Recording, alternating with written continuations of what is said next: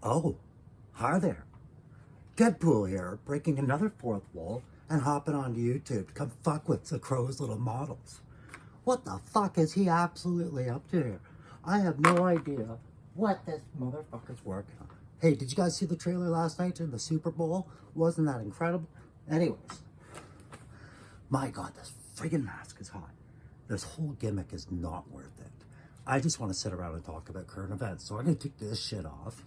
Bad idea. Plus, can't have glasses. Guys, yeah, so, crowback. Weak attempt at here, but that's fine. I need my glasses so I can keep painting. And, I wanted to talk to you guys just about, what we've seen in the news as far as Hasbro and Joe stuff lately. Yeah. I know you guys watched the Super Bowl the other night, and we all saw the trailer for the new Deadpool movie. I don't know, are you guys excited about that? Marvel lost its luster with you, or do you think Deadpool is, like he said, Marvel Jesus? I give it the benefit of the doubt, for sure. Stronger than most Marvel movies, I would, definitely, for sure. I have more faith in Ryan Reynolds than Deadpool than I have with Kathleen Kennedy and Disney. So we'll see where that goes.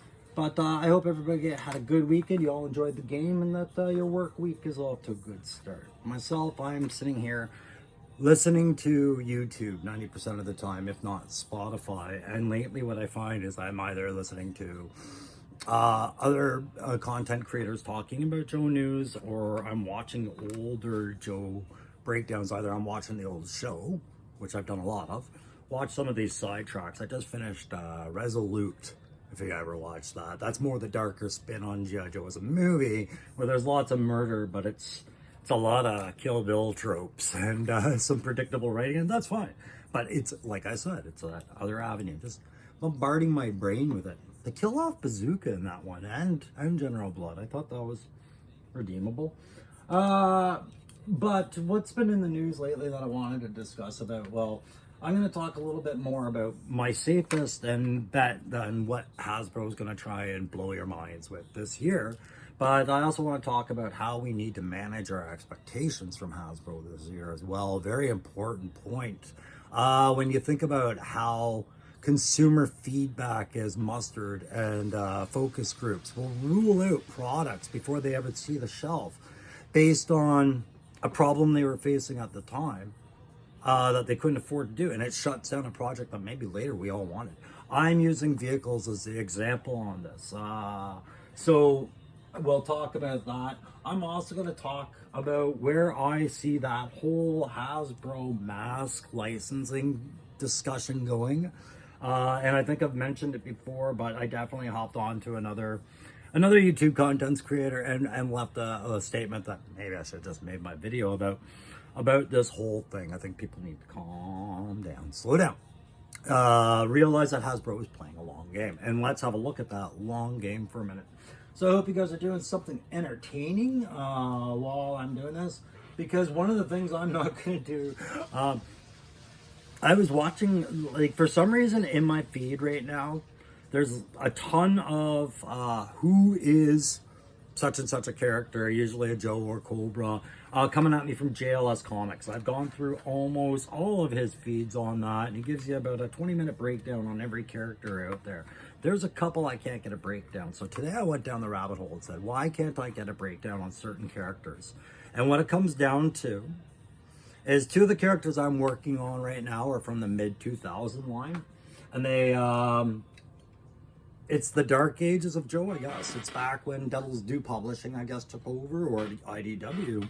And there were so many Joes, I think they just tried to make toys out of everything. But I picked two characters very purposely because I wanted to salvage them for mine.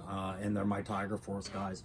But it got me thinking about what Emily was saying about the new lines. And I think that was Emily's on-purpose biggest hint to say, you know, like, you're getting a huge surprise this year. Look how understated it was, right? Hasbro's come under a lot of criticism recently about not having enough press releases and no new news, right? And people were like getting, you know, I think that's a bit critical. If a company's got nothing to tell you after it's just done a bunch of layoffs at Christmas, maybe that's okay.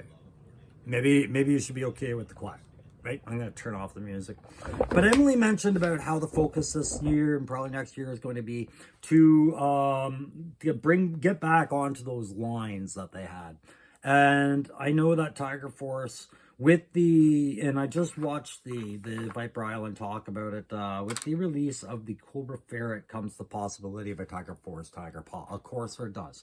And if that ferret comes with the Scout Rider like it's supposed to, then apparently, you could reasonably expect that the Tiger Force Tiger Paw would also come with a rider. Now we look at what's missing on that current roster, and it's Frostbite, Sky Striker, and Lifeline. I mean, everybody else is kind of reflected, I think, in that Tiger Force line, now that Tripwire and Roadblock are going through it, right? So I could easily see a Lifeline coming to the Tiger Paw, or perhaps Frostbite. But if the 2-packs are back on the table, then would it not make sense to do a Lifeline Frostbite 2-pack? Maybe do the Tiger Paw without something, because Sky Striker, he's the pilot for... Isn't it the Rattler that the Tiger Paw, like they did a Tiger Force Rattler? So, I mean, I don't know where that Tiger Force line's max extent of planning has gone, really. But they tackled that line, and they seem to be dedicated to doing the 82. Now, are they going to do post-94 variants of these characters? Well, that's technically what Outback was, wasn't it? Post-94? Yeah. So everything's on the board, but... My number one bet right here is the guys. Ooh, I've got this in the background. These guys. Sergeant Slaughter's, was it the Renegades? Yeah, Renegades. The Renegades, okay? Or is it? No, Mad Marauders, pardon me. Mad Marauders, why? Because we already have Barbecue out. And Barbecue came out in that Mad Marauders color. Yeah, he had his original orange out before that, but... I wish I had found that. I almost would have preferred that than an incomplete Mad Marauders roster, right? I think that's this year's... We're going to beat this one. And I think now that you've got a glimpse of what a deluxe set looks like in the new packaging, now that we have the breakdown of price of what a character with a pet costs, what a character with a deluxe set, and what a character alone should all cost on average, and we have that down, you can easily see how a Renegade Mutt or a Renegade Spirit, they all come together, right? We already have a low light, but we don't have any Spirit repaints. We don't have a Sergeant Slaughter repaint. There is a Valiverse Sergeant Slaughter. Could we mirror something like that? I don't know. I kind of want a more combat-ready Sergeant Slaughter for myself, so I would be looking forward to that, right? But a Mutt and Junkyard repaint right away. Okay, all those figures are available in the line, and like I said, Spirit and Lowlight have not been repainted yet, and I could see the possibility. Now, is this Marauders color something that is going to market well? Well, I don't know. I thought this one was hit or miss as well, right? But however, there's a character I haven't talked about in all of this, and most of you have already probably picked up on who exactly is missing out of that, and it's Footloose, right? We don't have a Footloose in the line right now, and we should have a Footloose in the line. Quite honestly, sorry, I'm just trying to find my where I had all that, but it doesn't matter. We know what those characters look like, and we know that the Mad Marauders are something that they do want to finish, right? Same as the Renegades with, who is in that? Red Dog, Mercer, and, oh my God, where am I going? Red Dog, Mercer, Taurus, thank you. So these things are coming now. With Nemesis and Forester comes the rest of Cobra Law. So these are other lines that we could be seeing finishing that might be what Emily was purposely talking about, right? But the Renegades is the one I think we're going to get a bang out surprise. Perhaps a 2-3 pack, perhaps the very first release of Footloose will come in that line. I'm going to keep working on my thing while we go through this, but what else did I go through there? Okay, so the Night Force, Tiger Force, you guys know I just paint my own now just for fun. I do the ones that I don't think they're going to get to anytime soon. So, of course, now that I've done 2 Night Force, Yeah, maybe I shouldn't have done Falcon because it looks like, yeah, they're like, I could see the possibility if they are going after Night Force, Falcon has to go right on the thing because of that face sculpt, right? And I kind of set myself up for that, but whatever. It is what it is. But yeah, Tiger Force, that 88 line, and Night Force, the 88 line. There's some key missing characters at a Night Force, too. That this is going to keep ticking me off if they don't find a way to get this away from just a Walmart exclusive.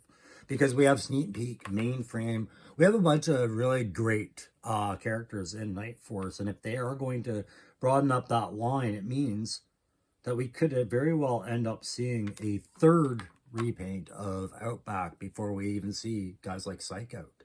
Or, and then, yeah, maybe we'll even see Tiger Force Tunnel Rat before we see a regular Mainframe or Dial Tone, right? So, when they say completing those lines, that's why I feel like they have to look at the Mad Marauders.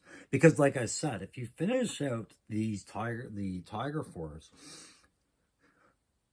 where are we putting Frostbite in this? Does this put him into the commitment that he's not going to come with the Snowcat, or he is, and it's the Snowcat going to lose some of its luster right away if you already have a Frostbite and Tiger Force, and vice versa, right? All these little things about the vehicle named characters come with these attached. Okay, well, are you committing to the vehicle or not? So that brings me to the discussion about the mask buying property. Okay, so essentially, as I understand it, yeah, if you were to really look at this move, this is just, to me, common sense that if you had the properties to some big line and you knew there was potential for it to compete against you, you would want to keep that from happening. If Mask were to be bought out by another company and attempted to be done on any other line, think about who it's competing against on every level. It's going to compete against Hasbro, right? If it goes to the 6-inch level, yeah, okay, you're competing against most of the stuff. But if you go to the smaller levels, you're still going to compete against Hasbro and other companies. And Hasbro could have just solved it by signing off that we still own this. We still own the cartoon rights, movie rights, the character rights, the toy rights, and that's all they did. They re-signed that. Does that put them in any kind of commitment to doing anything? No, you would like to think now that McFarlane is doing hole punch figures about this big, or page punchers, pardon me, and we've seen the Duke and the Cobras and the Crimson, like the hole punchers for that, or page punchers. I keep calling them hole punchers. You see that scale of figurine. You can see where Mask has probably molds ready. Maybe, I don't know. Maybe they're ready to jump into that line. Would they go to the 3 3/4 O-ring, like Super 7 kind of line? Maybe they've already been doing their Transformers crossover on that scale with O-ring figures. And they keep saying like, oh, it's just us, but I see growth. I think it all depends, right? So, one, you have to see how this Transformers crossover with the Joe line actually goes and if it's going to go the distance. And you got to also remember that Hasbro just took a massive loss. Well, I mean, did they take the massive loss? They laid off 1,000 people. You think they're around 1,000 people just before Christmas. So you think that's a massive loss, right? Because they were facing up to $300 million in projected revenue loss because of failed movie line products, commitments to series through their parent, like these contracts they signed that commit them to finishing off a bad move long after you recognize it's going to go disastrous for you. So like Indiana Jones, Dungeons and Dragons, all these lines that were expected to do better, I don't know if those were theirs. I'm just giving you examples. And they don't do better. They don't perform. You have to eat that revenue, right? So they did all these layoffs. Now people are like, okay, well, we want vehicles for Joe line. Okay, great. We'll start with maybe the Snowcat, right? We got the Vamp and the SMS, and we got a couple of small things. Maybe we bang at the Snowcat and let HasLab be HasLab. That sounds like kind of the talk. If I believe in anything I've been hearing from its chat and through organic discussions from there, and I do, yeah, that's in the realm of possibilities. But we know that vehicles will come, and we've seen where that will go, right? Either they're quality control issues or complaints, or they're loved. We can expect a bit of both. But how many millions of dollars do we want Hasbro to throw into every single vehicle they think we want, only to have that turn around and fail because we want them to go to clearance before we buy them? They're never going to do that just to push your item to clearance. So get over that thought. No, they're going to be very meticulous and very slow about it. So if there's room for mass to join that 6-inch competitive line, it wouldn't be unheard of for them to do a crossover with Joe. Of course not. That's what Transformers and Joe are doing right now. But if they were going to do it in 6-inch, you would want to wait until all of your vehicle molds, for the most part, have a lot of options as far as what molds you can use to accomplish what with, say, a new mask line, right? And you would introduce it just as slowly. So the demand for all these things starts with a contract signing. You have to own the property to do it, and you have to be able to deny others from beating you to it. Where it sits on the priority of anything, I don't care. It is years out at best. If not, it's not the best kept secret, really. It's just loose property management. And we've seen this in other areas where other people get to jump on something because somebody renewed the license, and really what they were doing is keeping it out of the public grip, right? Anyways, that's about all of that. So you also got to wonder, right? So Lenny had touched on trying to solve these weapons issues and all of that stuff. So when we talk about that projected $300 million loss, in there was the environmental packaging and other restarts that they have to do. They have to restart a contract to get all the boxes that they need in the coffin casing and all these packaging things. That's an entire restart to your packaging line because you just finished one, right? So weapons molds, you got to figure the weapon resin issue is something that's somewhat of a restart as well. Whatever resins they're using, they probably had a contract with a distributor, with a supply, a quota, and all this other stuff, and they have to finish that, close that out, and then take the gamble on the next one.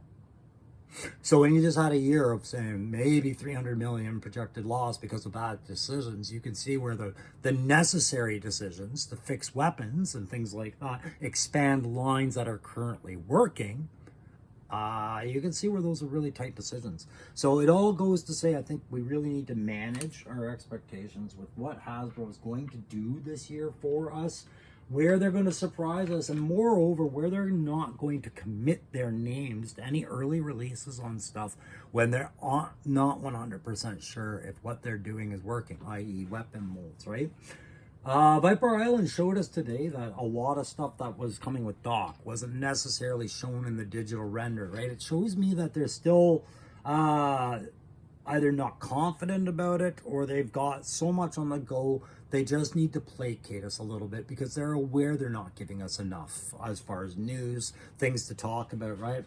So Doc has another set of hands apparently, and they are white gloved, right? Which you would expect on a first aid scenario. So that's cool. And they talk more about the stretcher that falls down, all this stuff. And then, yeah, I just think right now we need to manage our expectations with Hasbro, pay attention to what's coming out, but you know, you have the Iron Grenadiers on their way, and there's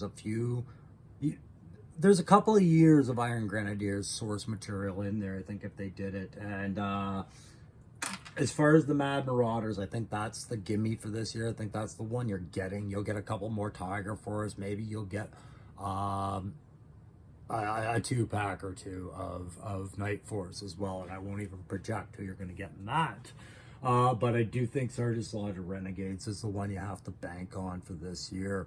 As far as the Dreadnoks, yeah, I can see them getting to Monkey Wrench and Road Pig and the Thunder Machine this year as well. Like, that's, to me, those are your priorities because you know the Dreadnoks have the good response. To Hasbro, that should be a safe bet every time, right? And if they're going to gamble on an Iron Grenadier, the safe bet in the back of the corner is that the Dreadnoks would sell well, right? Hopefully.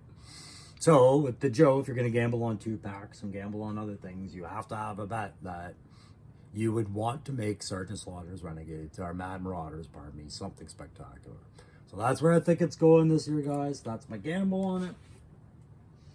I don't know. Maybe we'll close this out right now and just ask you guys. All right. For some reason in my feed, I've had a lot of old drama show up from a couple of famous, well, I wouldn't say famous, but the well-known YouTubers on the toy line, and I don't know what I did to bring that on to myself, but I am so thankful every day there's no drama going on between anybody I know on these channels. And the most dramatic I get is usually watching a live it's Chatterpunk with toys or and their toy enhancer, watching them and just that's about as dramatic as we need is where those chats go. But for some reason, do you guys, I just wanted to ask, do you guys like watch those more dramatic toy reviewers because they are dramatic, or do you watch them because you value their opinions, right? I have a hard time sometimes remembering I'm trying to sift through stuff to get to somebody's opinion, right? So I do respect their opinions, and I do watch them from time to time in search of those opinions. I'm just always surprised how often the drama circle goes. A half hour video about the drama and then another half hour video about more drama. Like, just okay. It is what it is. But I wanted to know, do you guys watch them for the drama or for their opinion, or is it a mix of both? And like I said, it's not an attack on any of them. I'm just trying to feel out YouTube entirely. And maybe me and some of my affiliate friends on the channel here, like yourself there, Aaron, maybe we need to make drama. Let's make some drama, right? Speaking of drama, if you guys want a wonderful way to start your coffee or your morning every day, I have been following our friend Aaron Toy Enhancer's video series, where he goes out in the woods and he sets up his stuff. And by stuff, I mean, I think it's his whole damn collection out in the woods. And he's telling a Joe Cobra story that crosses over into some pretty interesting territory, I must say, right? It's another one of my things where he is telling us his Joe perspective, just like I've asked everybody to do. And he is doing it through a video. Great way to spend your coffee, guys. Go check that out. I think he put another chapter out today. That's the one I was watching there. And remember, anything and everything can happen when somebody else's imagination is being shown applied to this subject. That's going to be it for today, guys. If you like my stuff, go ahead and hit that like. If you don't like it, go ahead and hit that like anyways. Succumb to my power. And yeah, subscribe, get in on that 350 contest, try to win yourself a brand new figure and a custom figure and whatever girl's crap I was throwing into that at the time. I know there was a few things in there, but I shouldn't say crap. I mean, they were treasures, right? Crow's treasures. 3D printed parts were in there from Loki Wartooth and other things. So go back on my channel, find the one that says 350 contest, enter here, read the rules, join, and that'll be it for today, guys. We'll see you when I have a figure to present, or maybe something new shows up and I gotta talk about it. Okay, take care, bye.